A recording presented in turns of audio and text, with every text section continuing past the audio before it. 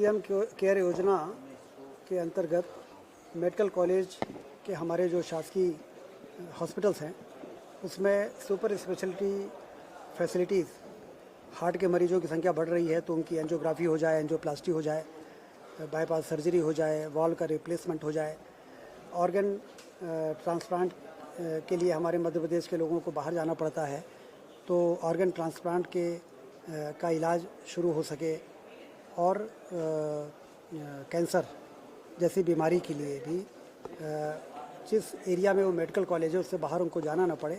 CM care योजना में इस प्रकार के गंभीर रोगों के इलाज की व्यवस्था राज्य शासन के बजट से या प्राइवेट पीपीपी मोड पे करने का सीएम केयर योजना में प्रोविज़न है और ये योजना लागू होने के बाद ये सुविधाएं शुरू होंगी और काफ़ी राहत लोगों को टर्शरी केयर क्षेत्र में मिलेगी।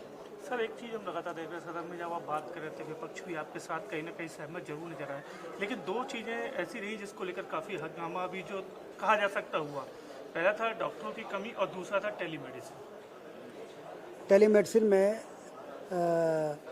26 लाख से ज़्यादा टेली कंसल्टेशन जो हुआ है पिछले वर्षों में, तो मैंने उनसे कहा था कि इसके बारे में आप लोग भी जब अपने क्षेत्रों में दौरा करें तो टेलीमेडिसिन की समीक्षा ज़रूर करें, उससे लोगों का कॉन्फिडेंस बढ़ेगा।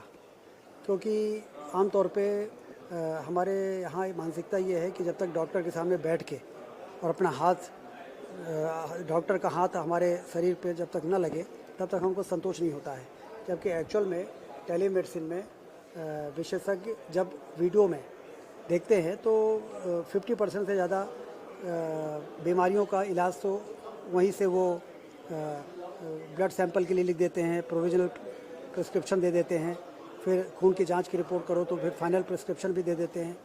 तो एक बार लोगों की आदत पड़ जाएगी तो टेलीमेडिसिन से डॉक्टरों की कमी जो है उसकी भरपाई होगी।